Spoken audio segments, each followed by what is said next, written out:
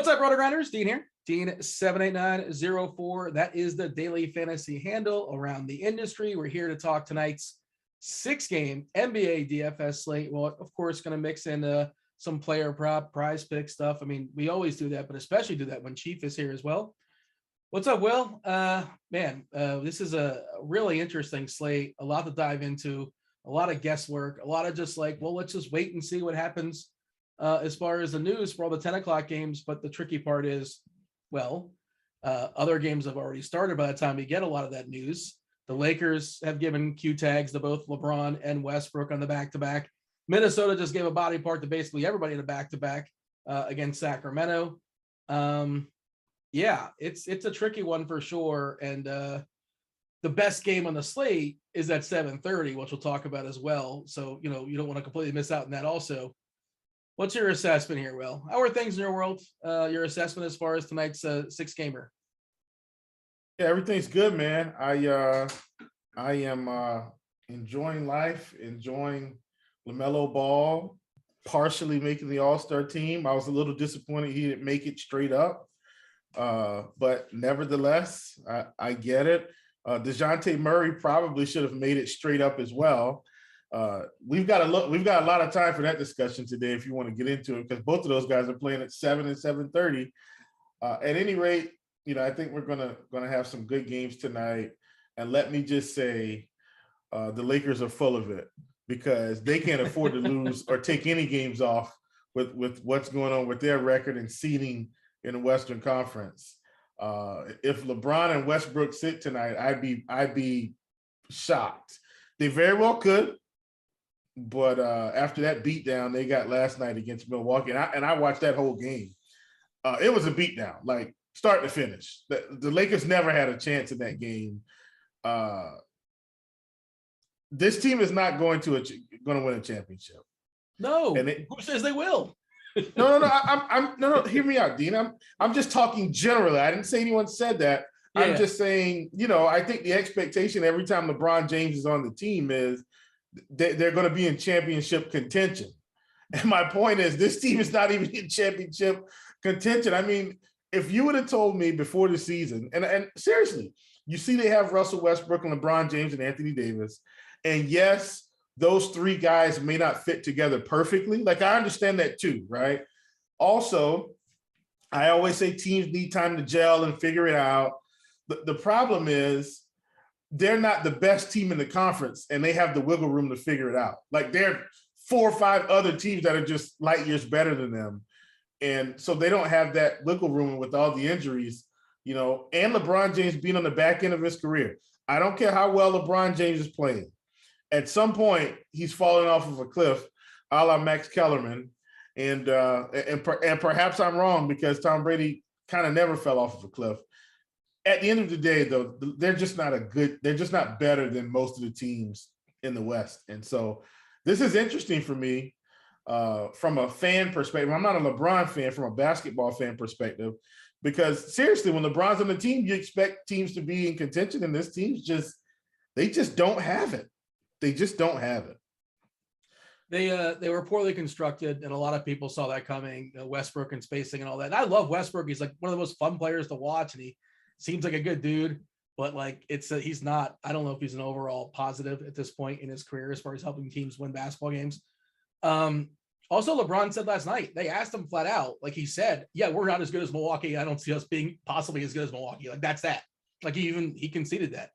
The other thing, by the way, you mentioned, like, they're going to be in the playoff, 7, 8, 9, 10. Like, there's almost no way they're not, because they're currently 9th with 26 wins. New Orleans is 10th with 22. So that's 4 wins difference. The next closest team is Portland, and they're doing everything possible to not get in that playing game. So, like, the Lakers are essentially in. They're going to be in that 7 through 10, whatever you want to call it. Listen to this. Yeah. The Timberwolves are ahead of the Lakers in the standings. And not like ahead of them like 27-28, like 29-25. And they probably going to have another win tonight.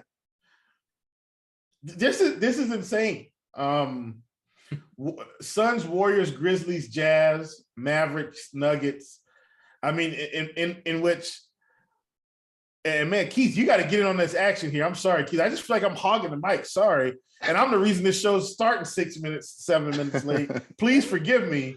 But Nikola Jokic is just dragging the Nuggets to like the middle of the pack. Like he's just literally dragging the Nuggets along until he can get some help.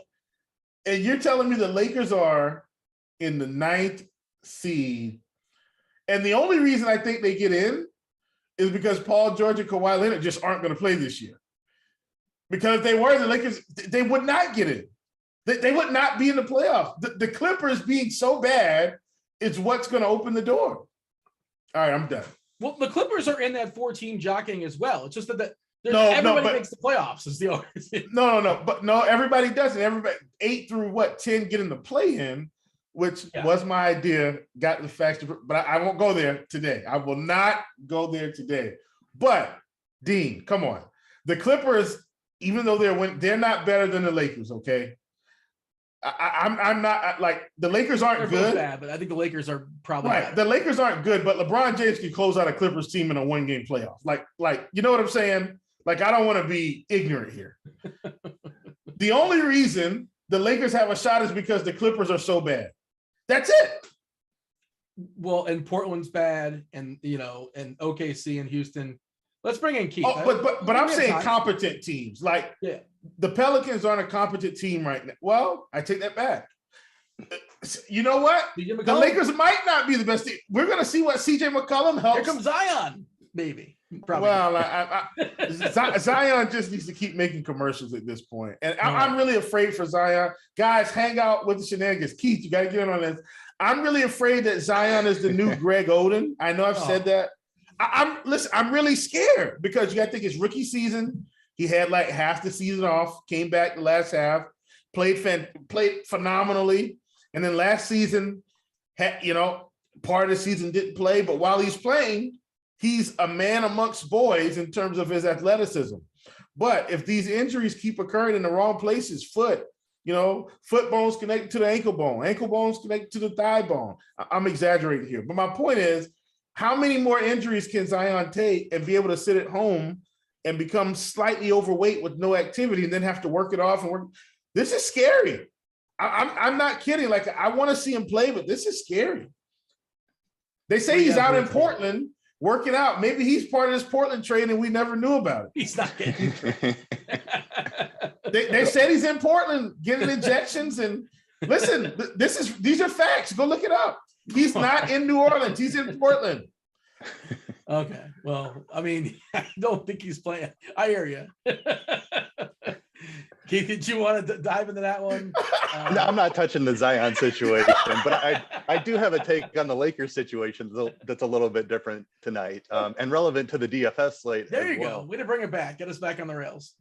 The Lakers, they play Portland, who just traded CJ McCollum and Norm Powell and have nobody left. They received back Nickeil Alexander-Walker and flipped him as well. So they're just an atrocious team. Yeah, right. Who's got an ACL? Tore his ACL. Yes. LeBron's near 40. I think they're trying to move Westbrook. So they don't have any reason to play him before the trade deadline. I could see LeBron and Westbrook sitting in this game and them just banking on Anthony Davis and Malik Monk beating Portland outright by themselves. So I'm on the other side of that. I think the Lakers might rest LeBron and Westbrook, trying to move Westbrook and just seeing a day of rest for LeBron. Anthony Davis might end up the best play on the slate, and we might not know that news until significantly after the slate locks. So very interesting situation for this little 6-game slate. Listen, Keith, I like starting it not in sequential order for these games. So I say, let's just talk about Lakers Portland. I love this, Keith. You're getting me excited. Well, is there a chance we actually get news on? No, I'll probably not during the show. Well, Dean, let's talk about that though, right? Whoever has the stones to speculate enough, right, to plug in Anthony Davis and Malik Monk may just be the $100,000 winner tonight. Seriously, like think about it. And I talk about this in props as well. If you have the stones to pull the trigger on a line because of some news while everybody else is speculating, you're the one that gets to handle the golden goose that day, right? So, and what I'm going to do, I'm going to go to Prize Picks. You guys don't have to pull this up, but I'm just going to see. And the Lakers props may not be up, so that's another thing, right? Like they may not be up, but if they are, and of course they're not up because of the news, but if they were up, and Anthony Davis is at 50 fantasy points or 24.5 points and 9.5 rebounds, like those are props. You say, you know what? Why don't I just go ahead and take the overs on those? They're playing Portland with the possibility of these guys sitting, and they can hit them even if everybody plays. But if they sit, if LeBron and Westbrook were to sit, it exponentially increases their chances of hitting. And, while I know we all want the sure thing, those are some of the speculative things you can do in props and DFS that can reward your pocket, your wallet, your pocketbook, ma'am or sir, at the end of the night. I like it, Keith. I'm with you. It's funny. I'm willing to hop on the Anthony Davis train. I for scores and odds, I wrote up Anthony Davis right when that injury report came up. I hope we got it posted where somebody got him. But I took his points, rebounds, and assists over 34.5, I believe. Oh man! If LeBron and Westbrook end up sitting, he's going to smash that number. And if they don't 30 real points. Exactly. If they don't end up sitting, they're still playing Portland, one of the best matchups in basketball, and he's got a great chance to hit that number anyway. So that was my exact line of thinking when I wrote that up today. I want to dive in and break this stuff down game by game, but before I want to know, Keith, Westbrook is making 44 mil this year, 47 million next year. Tell me, give me a trade in your head. Like, I think he's untradeable. You can never really say untradeable, but like, give me the trade that like actually is there one floated out there? I know the Knicks is one that's been thrown out there. I don't even know what it is because the money. How does the money work? I agree. It's really unlikely that they are able to move him. But I think if there's a small chance, or the Lakers even think that there's a small chance, they just don't have any reason to play him today. So it's not that I necessarily think he's going to get traded. It's that I think the Lakers are going to try to trade him, so they don't want to play him today. So, yeah, I mean, I've got a trade in mind too. I've got a trade in mind. But John Wall? No, not that one. Throw it out there. It would involve him going to a team that he may not completely like, but I actually think it could work. You ready for this? I would be trying to send him back to the Wizards for Bradley Beal, who's not going to play the rest of the season. I would legitimately, no, seriously, just think about it. What do the Lakers need when LeBron and Anthony Davis shooting? They need shooting. I don't care that Bradley Beal's out for the season. I'd be willing to give up THT, Westbrook, do what you got to do, get Bradley Beal in a Lakers uniform. That's what I would be. It's just that Westbrook doesn't probably want to go back to Washington, but I wouldn't care. And I don't see the Lakers punting one of LeBron's last few years either. That's essentially giving up on this season. So I think John Fox or John Wall or De'Aaron Fox are the two names that could possibly work. I don't know if the Kings have the salary cap to work that, because Fox doesn't obviously make over 40 million. I think he's in the upper 20s, but. Well, they could do this. Go send him to the Celtics and try to get Jaylen Brown off their hands. Oh, good luck with that. There's no. I'm not answering that phone if I'm Boston. Are you serious? But listen, I'm just saying, like there have been rumblings that Jaylen Brown is disgruntled. I understand that those are two different style of players, and Jaylen Brown is probably the better player because of his youth and his shooting. Like currently, I'm saying compared to Westbrook, like I think Westbrook still has a lot to offer a team. He just doesn't have a lot to offer the Lakers because of LeBron and AD and the style of play. That's really what it is. Like Malik Monk is thriving because Malik Monk can shoot.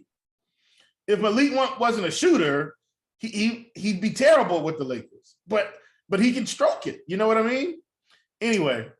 Beal, by the way, has one more year left in his deal at 36 million next year, 33. Oh, I'd be all over Bradley Beal. He's a free agent.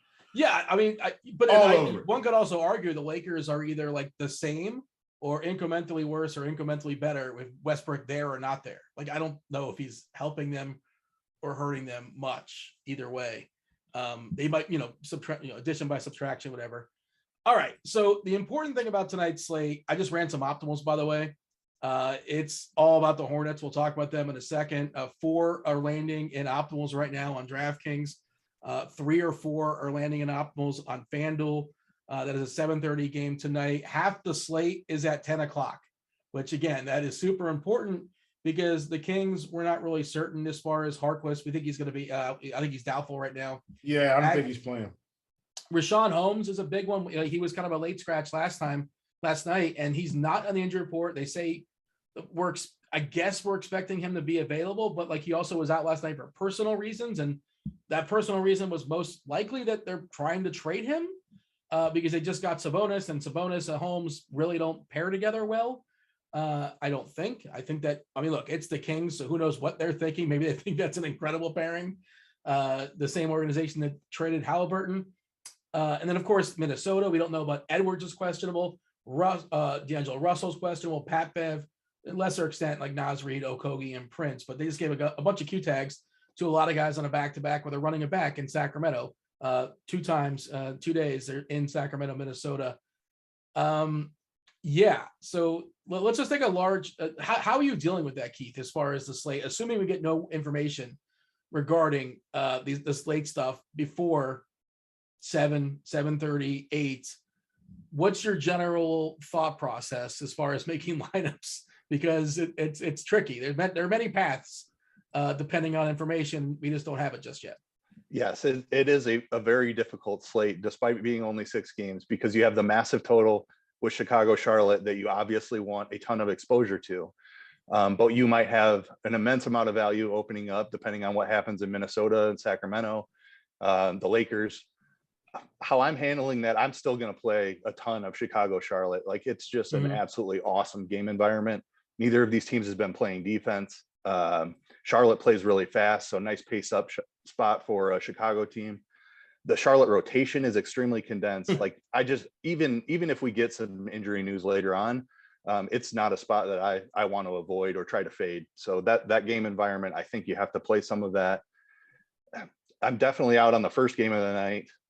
Don't have much interest in Toronto OKC. So that essentially buys me my time into the 10 o'clock window. I'm going to build my lineups heavily with AD. I talked about how I think that could shake out. If it ends up happening, I want to make sure I bake in plenty of AD exposure. And then the Minnesota situation is really interesting as well. Anthony Edwards popping up on the injury report kind of feels like a rest situation to me against a really bad Sacramento team. If he doesn't play, D'Angelo Russell, if he's active, it becomes a phenomenal play. I think you can play some cat. So I'm going to backload my lineups with as much exposure to those 10 o'clock lineups as I can. But that being said, I still want plenty of exposure to Chicago, Charlotte as well. Yeah, as a general rule, I think a tie goes to the 10 o'clock player. If you're debating between, do I play this guy or this guy at 10 o'clock? They have the same general projection in my head. I think you just lean to the 10 o'clock guy. Is that a good general rule for tonight's slate? Yeah, I think that is a good general rule. And maybe it becomes a situation where you don't stack up like 4 guys from one side and 2 guys from another in Chicago, Charlotte. You just play 1 or 2 guys on each side, which leaves you a few extra roster spots for those 10 o'clock games. And it is interesting because the very first game, San Antonio and Cleveland, there are some legit, like, good fantasy players, just general thoughts that are not going to garner a bunch of ownership because we're all going to kind of handle that in a similar fashion. Like Murray possibly could be the highest scoring player in the slate. Like, that's possible. I'm not saying it's likely, but it's possible. And like, he's just going to be mostly neglected considering, it's a 6 gamer and we're going to get maybe 10% ownership on him or something like that. Will, you have a thought here as far as lineup construction? Again, 7 o'clock, 7:30, 8 o'clock, and then 3 games at 10. And there's a lot of information that's up in the air as far as the 10 o'clock games. How do we attack that? Yeah, I think for me, you always just want to decide who are the guys that you really like early, right? Like, I think if you're deciding between 2 guys straight up, maybe you take the 10 o'clock guy, but just know it's not guaranteed because the 7:30 guy goes off for 40 and the 10 o'clock guy goes off for 25. It doesn't matter. Like, the raw points it's what's going to matter. And so this is something I've said over the years. I borrowed this phrase from JM to Win, and I've kept it and stuck with it throughout my whole career. The best way to be contrarian is to think for yourself. Now, that does not mean don't take advice and gather the information. What it means is, if I've been on a player all day and all day I've sat here and I've said, well, I really like DeMar DeRozan tonight. My research has led me to DeMar DeRozan, and I think he's going to smash. Then you probably better play DeMar DeRozan, because guess what happens when you don't play him and he goes off for 60? You say, I knew I should have played DeMar DeRozan. Why didn't I play DeMar DeRozan, right? So that's the point I'm trying to make. So with that being said, in terms of some of these earlier games, I actually am – I love Pascal Siakam tonight for what it's worth. At 9,400, I think it's enough value for him to really get off against OKC. Like, he's been giving everybody problems, like everybody recently, since he's been playing center. And so against OKC, when he's got to deal with, a lead feet Derek Favors, who won't be able to stop him tonight, I'm very, very, very interested in him. We've only got him projected, and this is DK, by the way. Last I checked was around 15%. Dean, if there's been an update, you can just let me know. But around 15% on a 6-game slate for a guy, and our median projections have him at 48 fantasy points. He's got upside. And look, if OKC happens to keep this game close, they are at home. Toronto does have a pretty big team total in terms of they're -10, but I still like Siakam at 9,400. He feels like a really, really, really good play against a team that's not going to be able to stop him. Like, it reminds me of the other night against Charlotte, where he just kind of comes out and has 15 points, 8 rebounds, 7 assists, all in the first half, and then he's just got to cruise to like 50, 60 fantasy points. I think we see a similar situation here, and I think he can get there in 3 quarters. And so I know that goes against all logic, where we're saying, hey, we want the guys that are going to play. But I'm looking at these other 10 o'clock games, and I don't know if the Lakers-Portland game is going to be close, and I don't know if Minnesota-Sacramento is going to be close either. So if I like a guy, I need to sit on him. I like Pascal Siakam big time tonight. Hey, just out of curiosity, you said Favors is lead foot. How old do you think Derek Favors is? I'm going to go 31 at the oldest. He's probably 29. Keith, do you have a guess? I'm in that same range as well. I think he's 30-ish, 29 or 31. He's sneaky young. Like, I think if you think of him as like a 39-year-old or whatever, but yeah, he's 30. He's the Listen, man, I know Derek Favors isn't crazy old, but he's also not quick. I didn't say old man Derek Favors. I know. But I said lead feet. That bucket. I think he's putting that bucket. Yeah. Him and Al Jefferson are synonymous to me. Yes, but Big Al gave us some good years in Charlotte, man. I must say, Big Al. Anyway, he didn't get enough credit in Charlotte for what he was able to help us do. All right, I'm done with that. I think he came to the league out of high school, Jefferson. That's why people thought he was older too, right? Didn't he come straight out of high school? Or maybe I think he did, yeah. All right. The very first game on the slate, San Antonio and Cleveland. Of course, Cleveland's not a fun team to pick on. They're pretty solid defensively. 217.5 is the total. Cleveland is a 7-point favorite. It looks like LeVert is good to go. He's going to be making his debut tonight, as well as Darius Garland, expected to play tonight for Cleveland. He's been out the last several games. They are without Lauri Markkanen, which it's been the case for a while. Brandon Goodwin is questionable as far as an illness. That's not a big deal. He doesn't really play much when Garland is. He might not even play at all. There's Rondo as well. San Antonio, pretty healthy, very healthy, actually. Walker was dealing with a knee, but he's expected to be available. And I think Jock Landale and Trey Jones, they're fully healthy. So fully healthy team, bad matchup in Cleveland. And we kind of referenced it here, Keith, as far as DeJounte Murray. Like, he could very well be the top scoring play on the slate, and he's not going to be played a ton. And you're going to have money for him. Like, something's going to open up where, like, you're going to have money to pay for him. And you said already, like, you're just going to kind of sort of ignore this game. And I don't know, you running 5 lineups tonight, 10, 20, MME, what are you doing? What's the plan? Or you not know just yet? I believe I have 40 registered right now. So I generally do the 20 max, and then I'll throw 20 into the big tournament or whatever. So quite a few lineups I generally run, but Yeah, only a 6-game slate, and this is definitely the game I have the least amount of interest in. You touched on some really good points. I love DeJounte Murray as a player. I think he's phenomenal. I've played him a ton in DFS this year, and that's worked out really well. But this is not the spot. Cleveland has been awesome on defense. I believe they're ranked third in defensive rating. They play slow. I just have so much more interest in the other studs on this slate. The ownership number looks great for DeJounte on a 6-game slate, but I don't like this spot for him. I'm going to play the other guys. I don't want to waste any exposure. And that's just where I'm at on him. Same with the rest of the Spurs. You mentioned they're getting healthier. Some of the other guys have been priced up a little bit because they've been a little bit short in the past couple of weeks.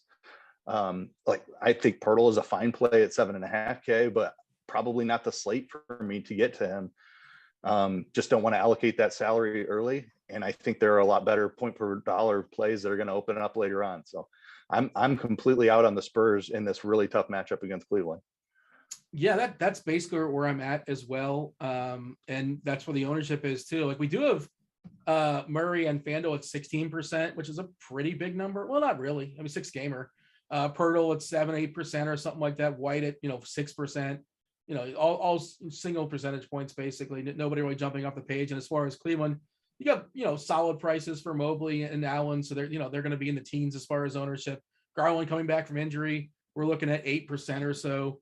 And on DK, it's even lower, like 11% for Pirtle, 10% for White, Mobley at 10%. Nothing really jumping off the page. We're jumping over to the Cavs as well. Will, there's a certain advantage also to like be ahead of the field. You kind of referenced it. Like, what if you have the guy that scored 40 points and everybody else is kind of waiting to, I have the guy, hopefully he scores 40. My guy already scored 40. And now you got to play catch up with me. I don't know who that guy is in this game, relatively speaking, as far as salary and all that kind of stuff. You know what I mean? The one you want to own, basically. Will, what's your plan of attack as far as San Antonio and Cleveland? And again, like, it's not to discourage these guys are bad plays necessarily, but just the nature of the slate, there's a reason why there's a lack of popularity here and how you handling it. Yeah, now this game, in particular, especially with Garland back, LeVert being able to suit up. I mean, God, even Isaac Okoro is going to run out there for 28 minutes tonight. This is just not the team that I think, or the game rather. I'm talking about Cleveland, but I don't think this is the game you want to attack. And my DFS affection for DeJounte Murray, because I feel like he just comes in low owned every night. Just every night. Nobody wants to play him. And he just keeps scoring 50, 55, sometimes 60, sometimes 70. Is it possible? Yes. I think, these are multi-entry pieces, in my opinion. Like if I've got one build for the monster or the 555 on DK or 666 or 777 or 888, whatever it is tonight, if I've got one build, am I playing DeJounte Murray? Probably not. Probably not. If I've got 150 builds, am I playing DeJounte? For sure.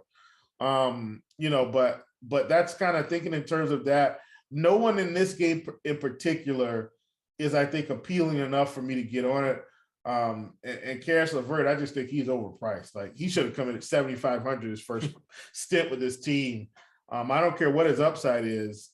He's not getting it done with this team. Not 60-point upside with all these guys that they have. I mean, anyway, I think you understand my point. I don't think this is the spot to try to take someone to try to jump the field on.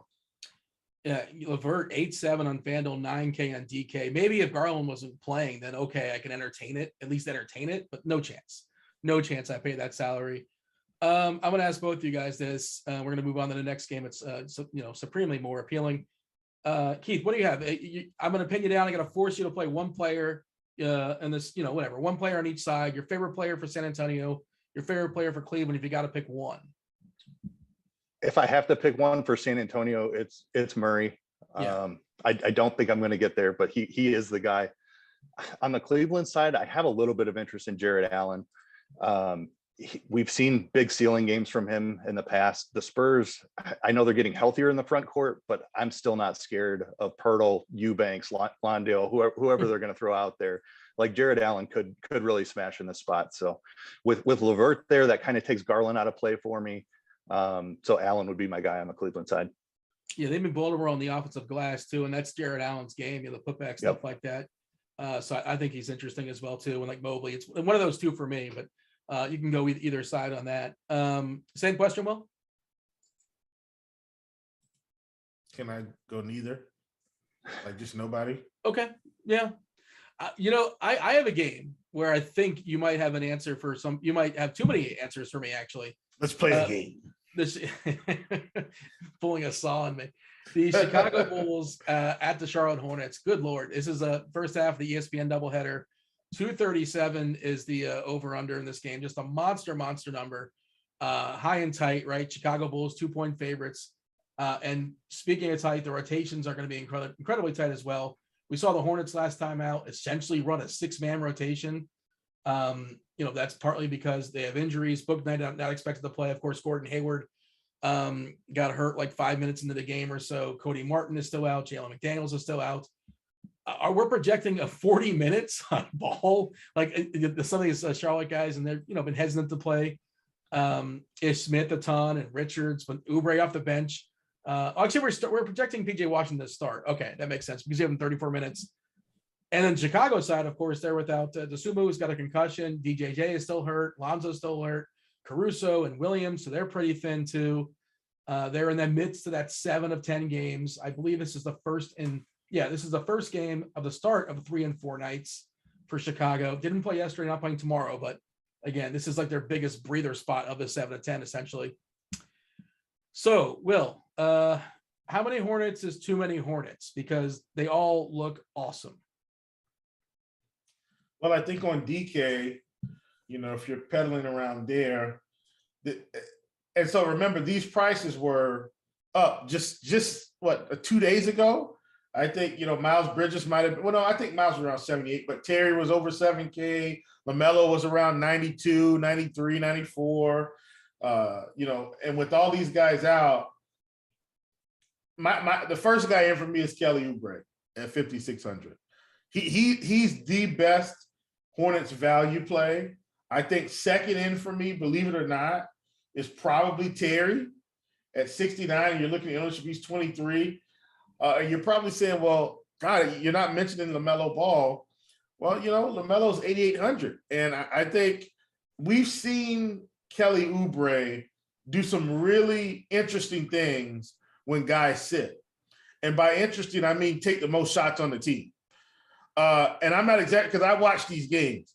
I've seen him check in literally, around the 5-6 minute mark and just take 15 shots. Like, it's insane the amount of shots. And he's taking a lot of 3-pointers as well. And he's kind of streaky. He can get on a roll and hit like 7 for 10 tonight. And you look at the end of the night and he's dropped 28 real points. A handful of assists, a handful of rebounds, and he's got 40. I think he's the number one Charlotte Hornets play. I think it's reflected in the ownership.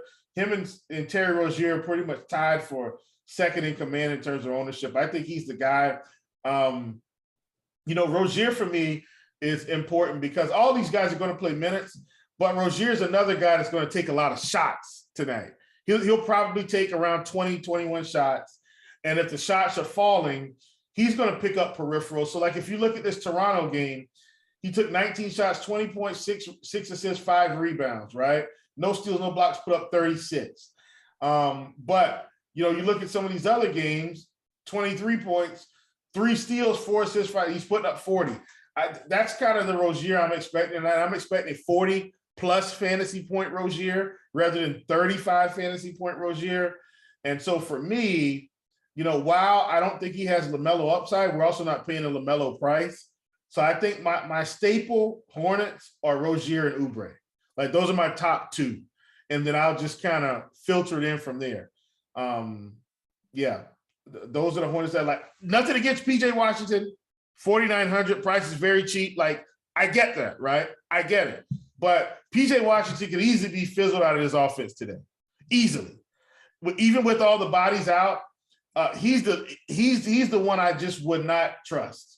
And I don't care what the price is.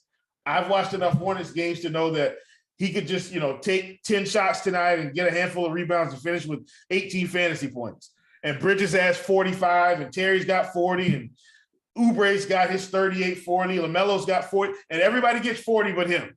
So anyway, I'm off my Hornets rant there. I'll hand it over to Keith and let him give a possibly more objective take, because I am a huge Hornets fan.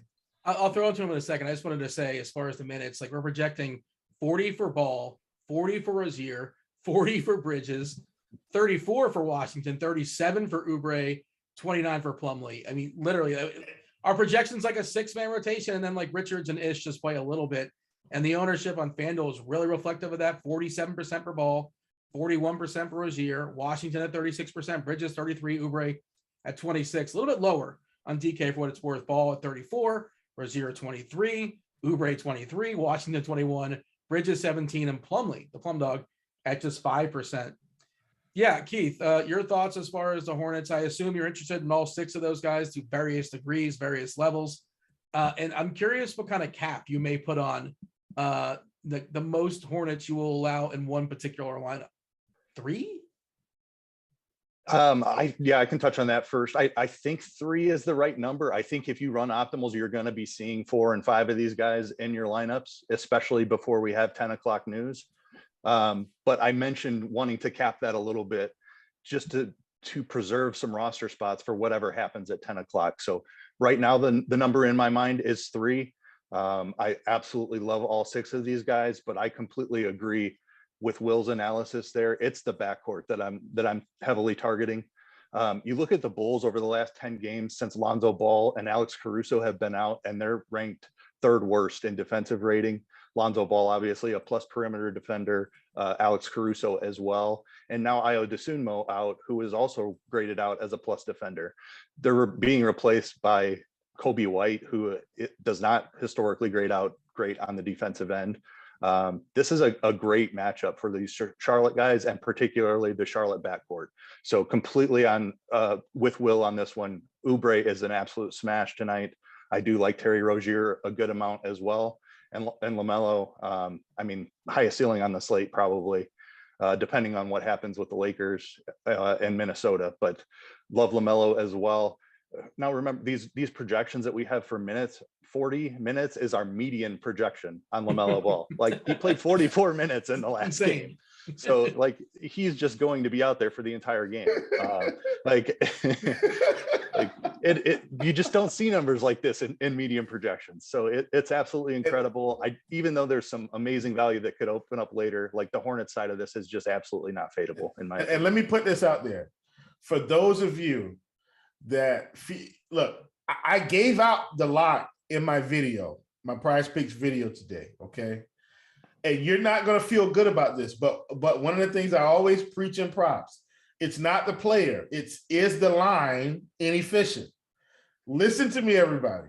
If you've got a sports book, Prize Picks, whatever, please, I know it didn't hit in Toronto. Don't worry about that. Get it out of your mind. You need to go hammer Mason Plumlee over 8.5 rebounds. Just trust me on this, okay? Last 5 games, 7, 10, 11, 17, and 10. And tonight he's probably going to play another 35 minutes. Just trust me on this. You know, anomalies happen. Mason Plumlee at 8.5 rebounds. It's too low. It should have been at 9.5 today, maybe even 10.5 with all these guys out. Just trust me on this. It's too low. And you got a big on the other side in Vuk, you know, which will give them reason to play a healthy amount of minutes as well. Of course, they're pretty thin overall. Man, but if you want more narratives, you know, like you talk about LaMelo just making the All-Star team, ESPN, his brother's probably in the house. I don't know. When you're injured, you still travel with the team. Is Lonzo still going to be there? I don't know. It just feels like a really, and then when LaMelo gets like 2 fouls in the first 3 minutes and it's Ish Smith season. But yeah, it just feels like a really, really strong play. What about the Chicago side, Keith? You know, they're going to play a lot of minutes too, in theory. Like, there's some speculation that somebody's going to get rested at some point. Probably doesn't happen tonight on ESPN. No, they didn't play yesterday. Don't play tomorrow. But again, who knows? It's probably coming either Friday or Saturday. We'll see. But you know, DeRozan's expensive, but he has been awesome. The matchup is really good. You know, Kobe White probably jumps in the starting lineup, probably plays 30-ish minutes. You know, usually takes a hit, obviously playing alongside guys like DeRozan, Levine, and Book, but especially on FanDuel where he's 4.5K over there. He's expected to get owned pretty heavily. Vuk will get the least amount of ownership. We're looking at 3% on FanDuel, which is, I understand why it is, but that's just sort of interesting. And 9% on DK. How are you prioritizing the Bulls here, Keith? Yeah, I do like the Bulls side of this a good amount as well. Charlotte has been one of the best teams to target in DFS all year long. They play really fast. They're not great on defense. So this is a great spot for the Bulls as well. The difficulty is figuring out which of the Bulls I want to play. So I will heavily restrict this side of the game much more than I will the other side. I think I only want one of DeRozan, Vooch, and LaVine in any lineup. And that's just, I talked about how valuable those roster spots are going to be if we get news in the 10 o'clock games. As far as the spend ups, I want only one of them in any lineup. Kobe White is underpriced at 5-1, so I have a great deal of interest in him. So I'd be fine with 2 Bulls in my lineups. I just don't want them to be too expensive Bulls. As far as prioritizing those top 3, I think it's DeRozan first for me. It's really difficult between Vooch and LaVine. Vooch isn't somebody I've really played at all this season, but Charlotte struggles against big men. So I think it'd be DeRozan first for me, Vooch second, and LaVine third tonight. LaVine's back issues, he played outstanding in that last game. So it feels like the back is fine. And LaVine is absolutely in play. I think he's going to be the lowest owned of the 3. So maybe I end up getting even with Vooch on my LaVine exposure. But I want exposure to all 3 of these guys. Just love this game environment and love the up-tempo pace that Charlotte's going to provide. So want plenty of Bulls exposure, but I'll probably restrict it to just one of the studs and 2 overall. James Harden has he's got a hamstring, so he's not going to play tomorrow, by the way. Just an update for Harden. I'm sure people want to know about that. And Darius Garland is now a game time decision. And if he does play, he's going to have his minutes monitored. So, okay. Interesting. I thought he was a probable tag earlier today, unless I misread that. I think he was downgraded to questionable. Will, your thoughts as far as the Bulls and the potential runbacks in this awesome game? Yeah, I think for me, I think Vooch for me is number 1 today for the Bulls. And it's just mainly because Charlotte's been really rough inside. But not only that, I actually got a chance to see the Bulls play Charlotte last season live. Took my son there for his birthday. So I was in the arena, and not much has changed about the Charlotte defense this year. And here's what I will say. Vooch just pretty much had his way with us because we couldn't stop him anywhere. And I don't think it's going to change tonight. And what I'm saying is they're going to run a lot of high pick and roll. And yeah, DeRozan is there this year, but Lonzo's not. So it's going to be a little bit closer, I think, to what we saw last year. They're going to run a high pick and roll, and Mason Plumlee is going to sit under this screen. And if Vooch is shooting the ball tonight, like if he's stroking it from deep, they're just going to let him sit out there and shoot 3-pointers. And on the other end, he'll be rebounding. And you'll look up at the end of the night, and Vooch will have a quiet 25 and 15. Like just ever so quiet, 25 and 15, just casually. And so I'm very interested in Vooch at 9,500. Like if he was going to put up 60, tonight is the night. I mean, we saw what he did against Indiana, 36 and 17. Now, once again, I'm not expecting 36 and 17, but I am expecting, around 25 points. And I know that's higher than, probably where most of our projections are going to be. But I think Vooch smashes. So he's my number 1. Maybe Kobe White because he's 5,100 and I want a little bit more exposure to this game. Like I don't like him more than DeVine or DeRozan. But Vooch is my number 1. Yeah, I mean the Indiana game, like Lance Stevenson was trying to guard him. Like it was... Yeah, I know. That's what I'm saying. I'm not expecting that. Yeah. But 25, 15, he'll probably have 2 or 3 assists, and he'll probably have a block and a steal. Do you have a final thought here as far as this game? Your favorite player on each side?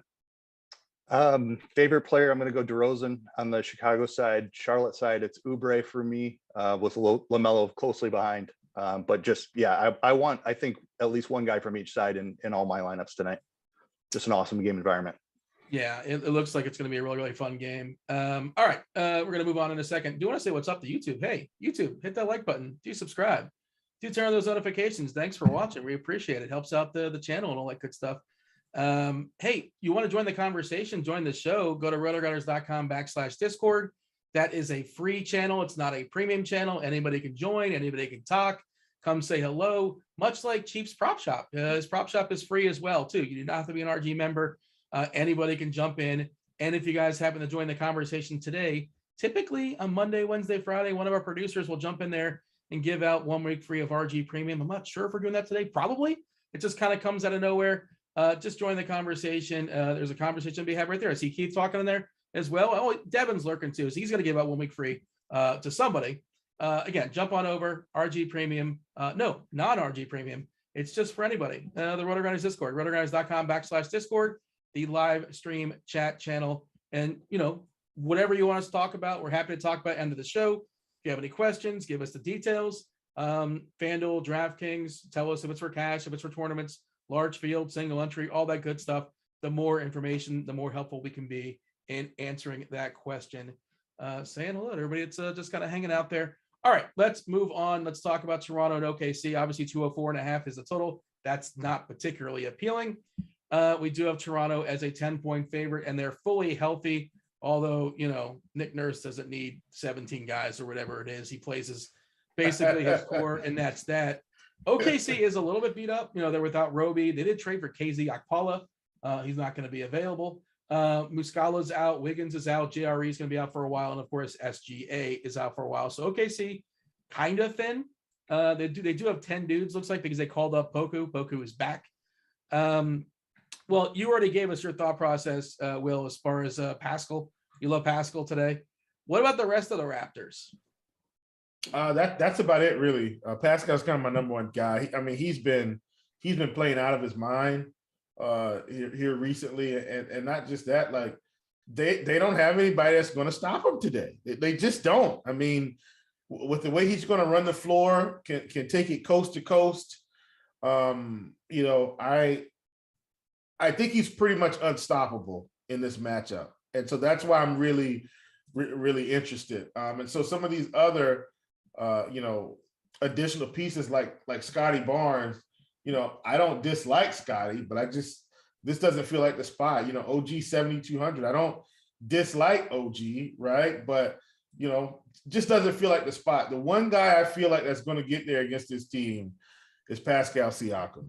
And, the shot attempts are there. More importantly, the peripherals. Against Charlotte, 11 rebounds, 8 assists, 9 rebounds, 4 assists. Against Atlanta, 13 rebounds, 7 assists. Against Chicago, 14 rebounds, 4 assists. Against Miami. This is incredible. He's pretty much turned into a different player this season in terms of the peripherals and the scoring combined.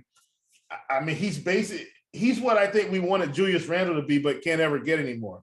This is Pascal Siakam at 9,400. I'm willing to play him. I think he's got 50 plus fantasy point upside tonight.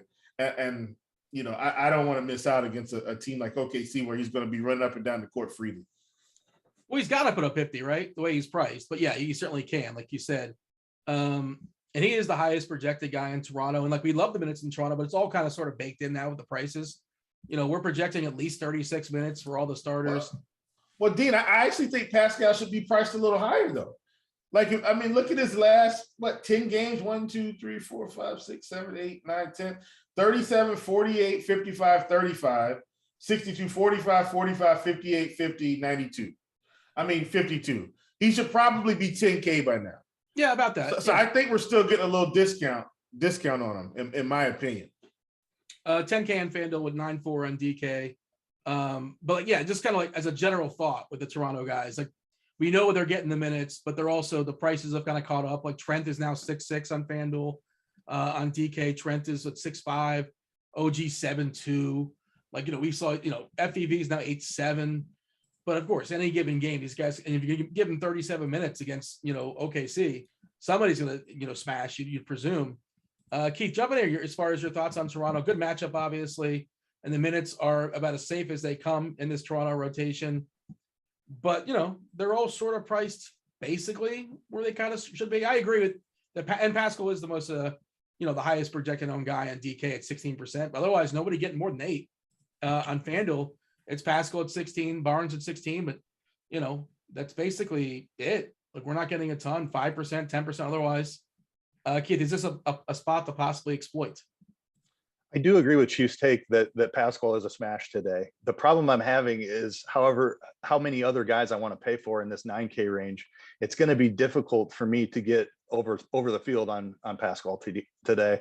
I definitely want exposure to those Bulls guys. I want exposure to LaMelo. You've got Cat and Anthony Davis in the late games that I want to be over the field on. So I'm not sure how much I have left to get to Siakam. Will is spot on, though. He's in a phenomenal spot. If I am taking Toronto exposure, he's the guy I want. Concerned about Dort's defense on Van Vliet. I think that takes him out of play. He's priced fine. If the game stays close, he's going to be out there for close to 40 minutes. We know that. But I am a little bit concerned about that matchup for Van Vliet. So I definitely prefer Siakam. The rest of the guys are just kind of overpriced for me on this slate, especially when I feel like there's going to be more value opening up that we're not going to have news for by the time this game tips. So I will have some Siakam exposure. I'm not sure how much over the field I'm going to be able to get on that 15%, but I'm going to try to get a little bit over the field on that at least. Yeah, that's kind of the tricky part, right? Like, I would if you tell me that Davis is the last Laker standing, he's a better play than Pascal. If all Lakers are playing, I think Pascal's a better play. Agree. Yep. But and you're put to a decision point and you can't go back. You're locked in, and that's that. And Cat as well. Like, if Edwards and Russell are both out and it's Cat versus whatever the Kings are throwing at him, Alex Len or something, like, he should absolutely work them. And if Naz Reid doesn't play, it feels like it's a slight bump to Cat as well as direct backup. Yeah. How about OKC? What do you have for me as far as the Thunder, Keith? Yeah, I have a lot of interest in Lou Dort.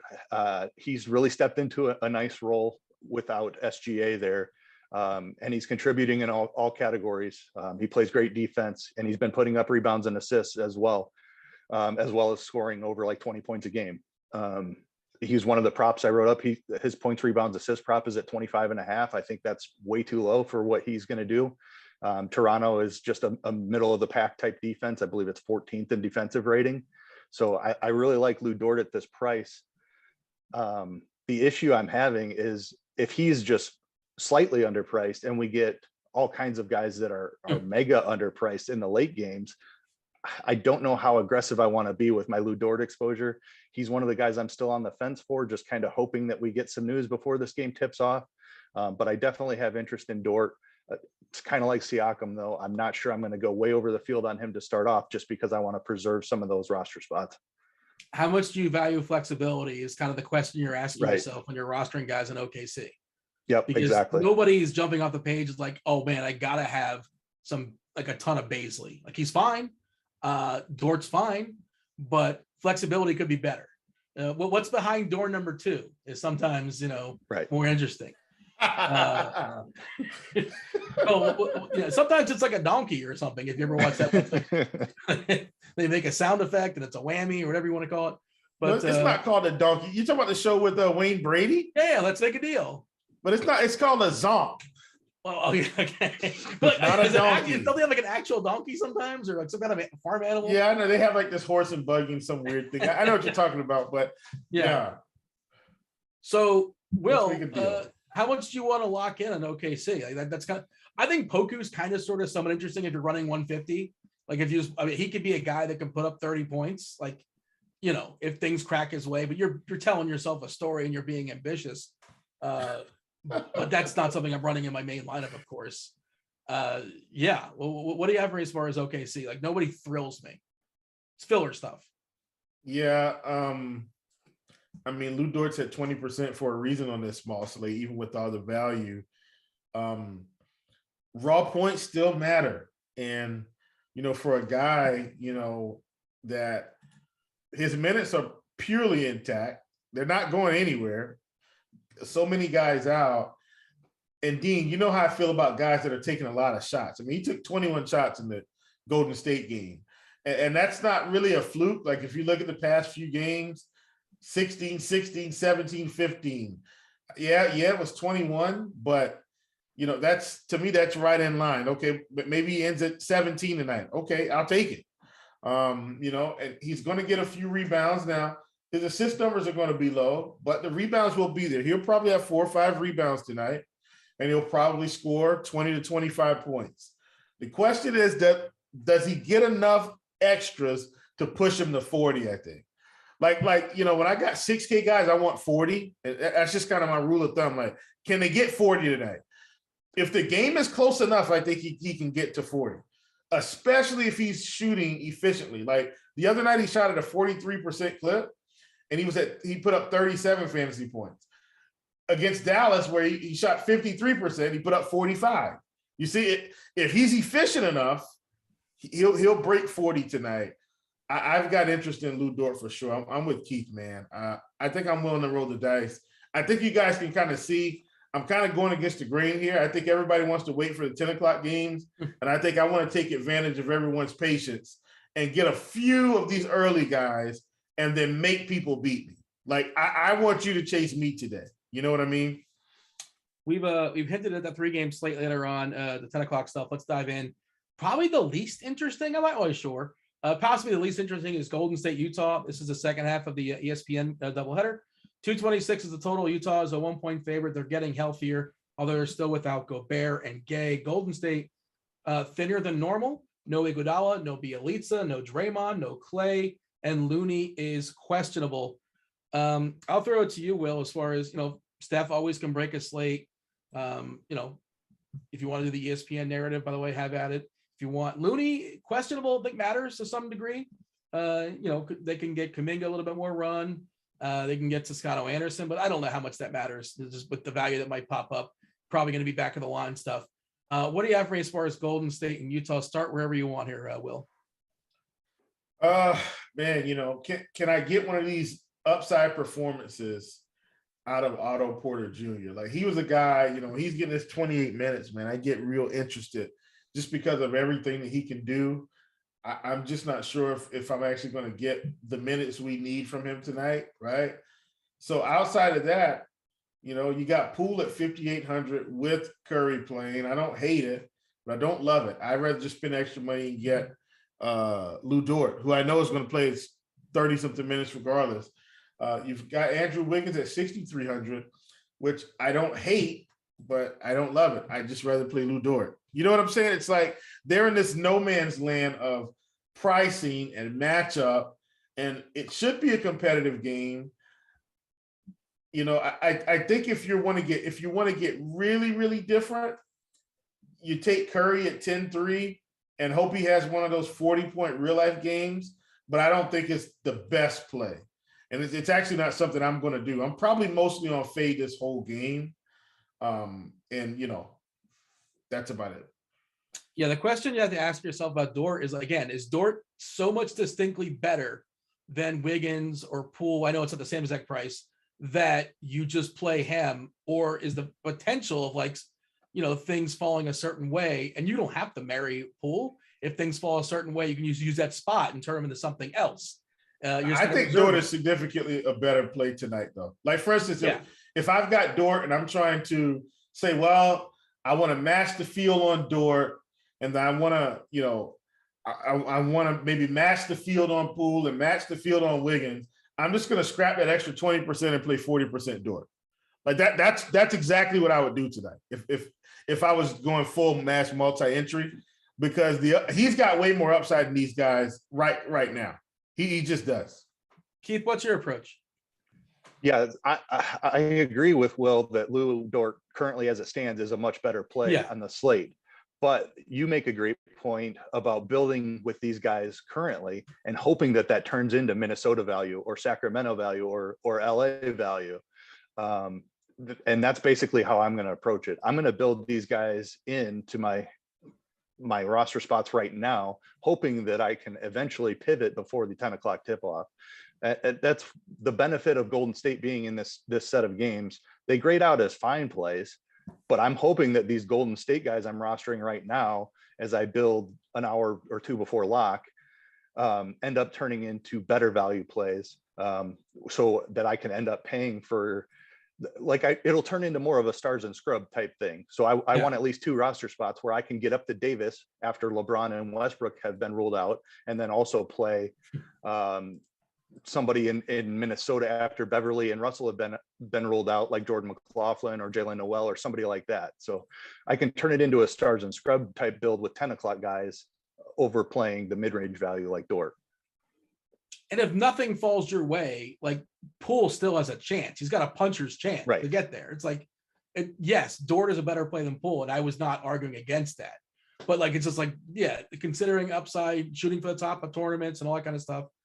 Yeah, it's just right, sort of and ownership plays into it. Like if people have already used up their roster spots, they don't have enough to get their ownership numbers to where they want them on the new value that is suddenly opened up that we didn't know about at 8 o'clock. What are your thoughts as far as Utah? Donovan Mitchell is a great play. Tough matchup against Golden State, but without Gobert, Mitchell has seen some excellent usage. He looks healthy since coming back. It was a concussion, so we figured once he was out there, he would be good to go. Seems to be the case. He got up over 35 minutes in the last game, and he's going to be the guy. So I think I'm going to have plenty of exposure to Mitchell.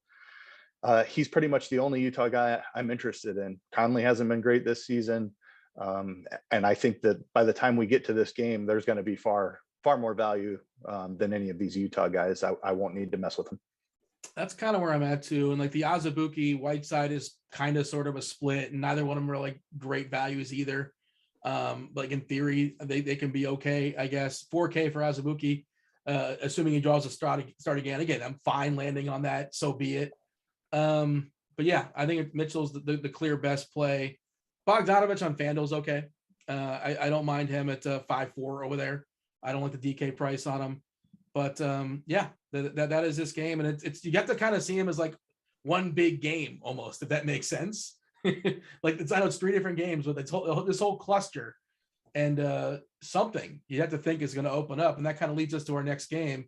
Well, we don't really know anything here. We're Jon Snow when it comes to Minnesota, Sacramento. 234.5 is the total.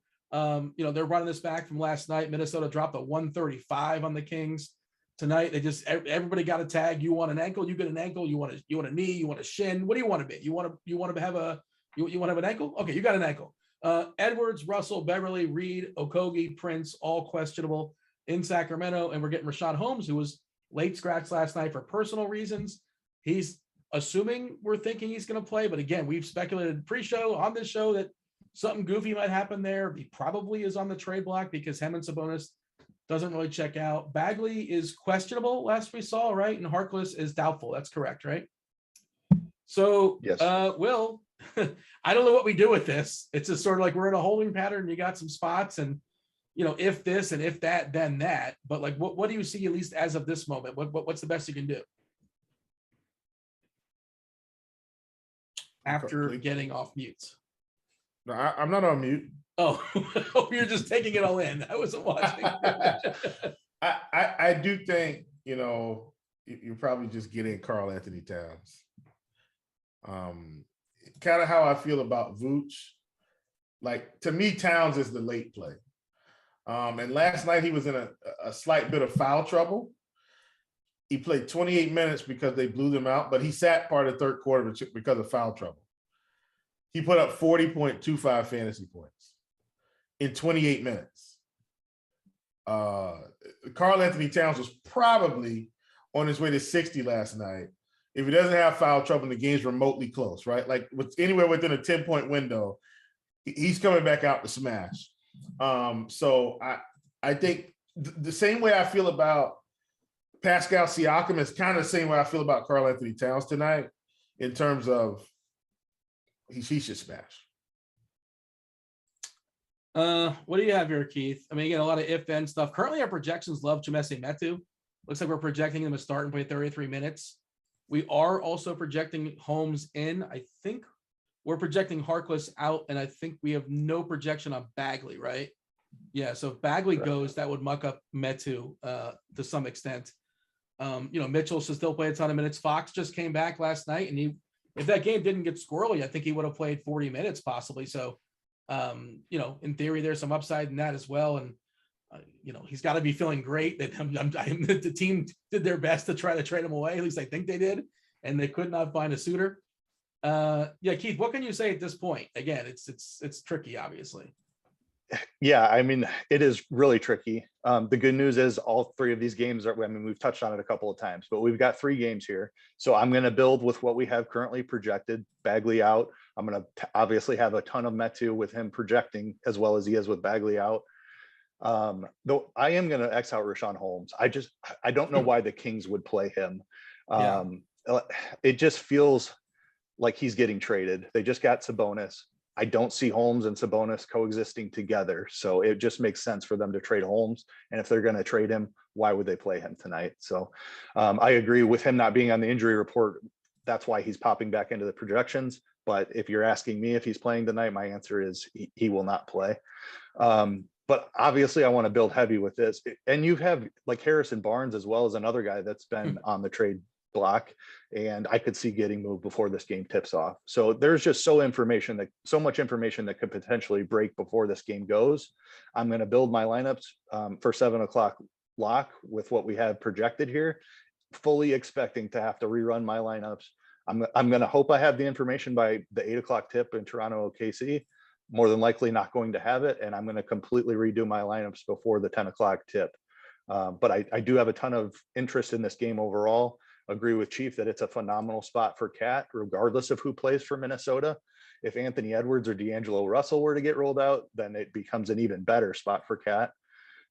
Just kind of got to wait for the Minnesota news, the injury situation there, and see what plays out as far as who I want to play. But just build heavy with them right now. Once the news breaks, then I have plenty of roster spots to make the salaries work with what I have available leading up to the 10:00 tips. Yeah, like Beasley or Noel or McLaughlin, those guys could become interesting if you get, several of Beverly, Russell, and Edwards. And of course, whichever star is playing amongst those 3 gets elevated as well. Like Cat's a good play as is that can improve, that can get better. Yep. Lakers, Portland, 222 is the total. The Lakers playing in a back-to-back here in Portland are still 8-9 point favorites. We don't know about LeBron, who's questionable tonight. Of course, we know Russ is questionable tonight. Davis, they did give him a tag. He is probable with his wrist. Dwight Howard might come back. He's questionable with his back. Of course, Carmelo is out. Portland is just really, really thin. Bledsoe isn't going to play. And we're Josh Hart. We don't expect is going to play. He might get moved again, who they traded for. Lillard obviously probably never plays again this season. May never play again for Portland. All right. And they did bump up some of the prices on the cheapies for Portland for what it's worth. Like Justice Winslow, I don't know how many minutes he can play in the back-to-back, but in theory, like he's probably going to play a lot of minutes. I'll throw this one to you, Keith. I guess obviously, again, we've kind of hinted at it a couple times. If Davis is the last man standing against this Portland team, go for it. What do you have me as far as the Lakers? And then we'll jump over to Portland. Yeah, entirely dependent upon news. If LeBron and Westbrook are both in there with Davis, I still think Davis is a good play, but I have blowout concerns. I'll be over the field on Anthony Davis regardless of what happens, just because I want to make sure I have that exposure built in. Currently projected at 10%.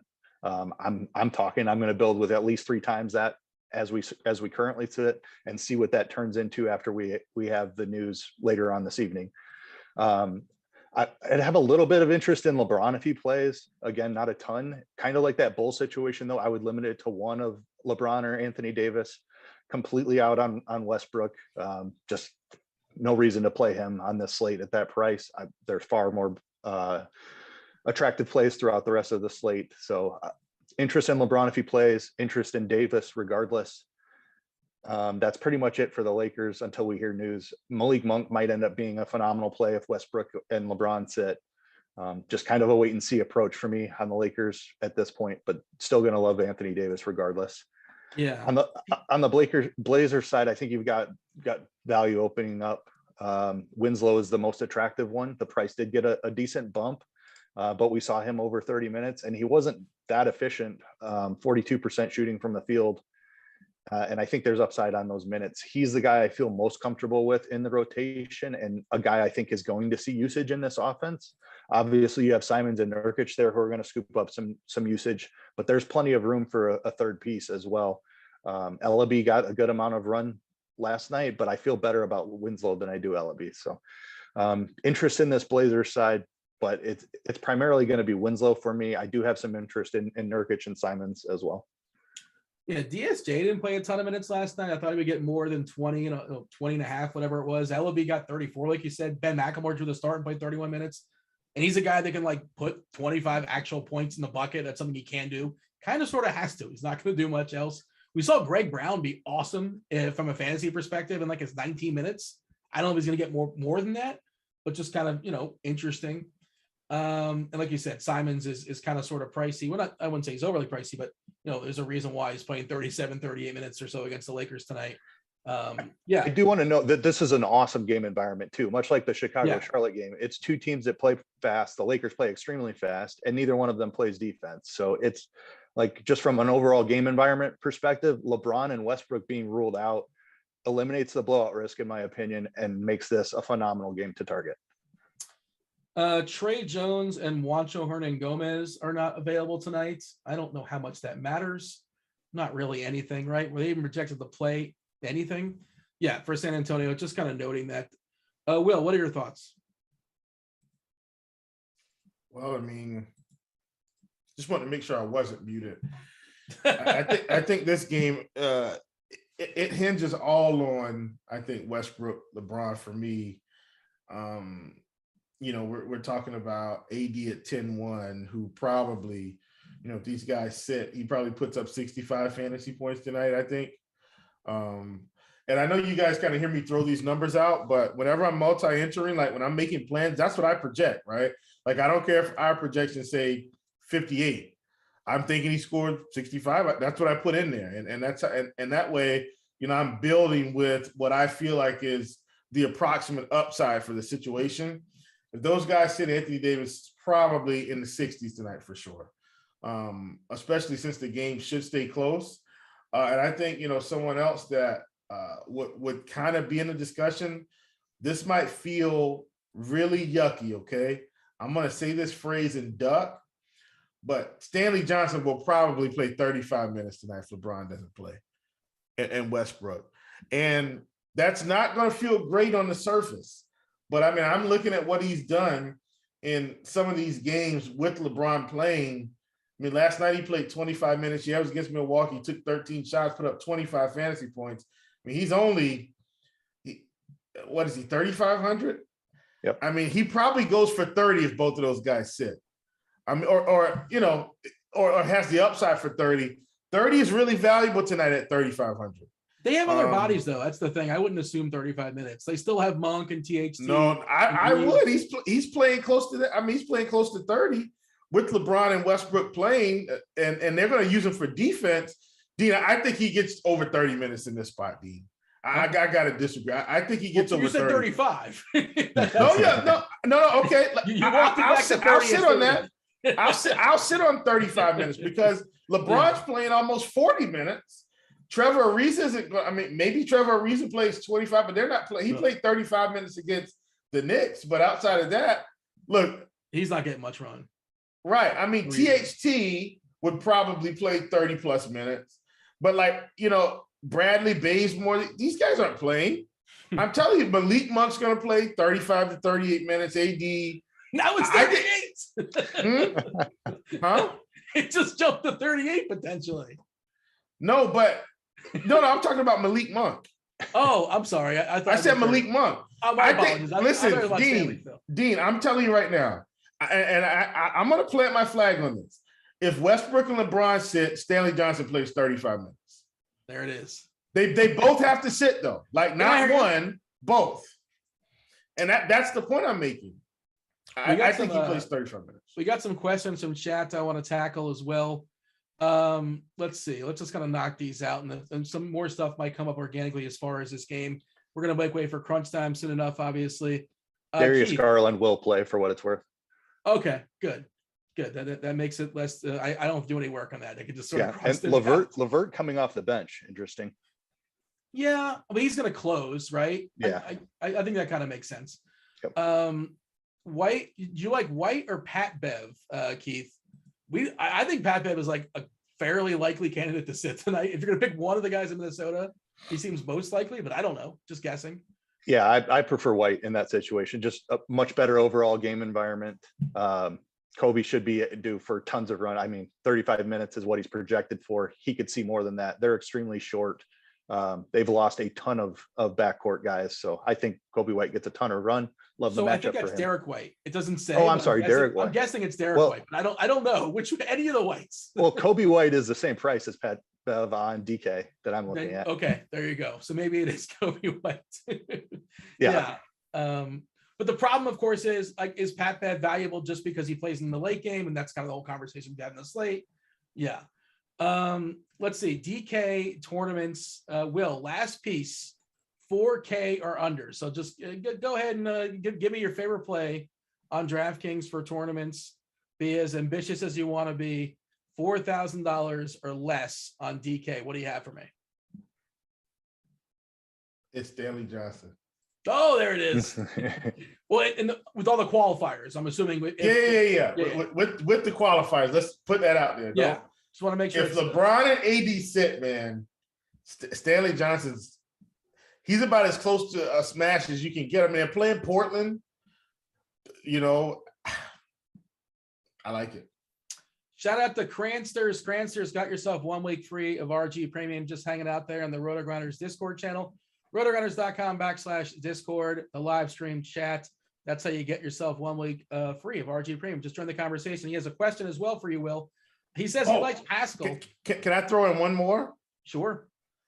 I didn't mention this guy in the game, but I'd love for Richaun Holmes to just sit tonight and we can get some more Damian Jones 3,600. Yep. Yeah, I meant to mention him. Thank you for saying that because, it was in my head and somehow I moved on. But if he drew the start last night, he was solid, obviously. Will, do you like DDR? Yes, I do. I think he's overpriced a little bit on DK at 96. So I don't like him more than Pascal Siakam, but I do like him. All right, Keith, can you rank DDR, Pascal, and Anthony Davis? I know that's really hard and impossible to do with the information we have right now. Yeah, Anthony Davis is my favorite play on the slate if LeBron and Westbrook sit, but we don't know that right now. So I'll do it as it stands currently. It would be DDR, Siakam, Davis, but I'm going to build with my rosters with Anthony Davis as if LeBron and Westbrook are sitting. So he would jump to the top in that scenario. Will, for tournaments on DraftKings, pick one, Ball or FVV? Ball for sure.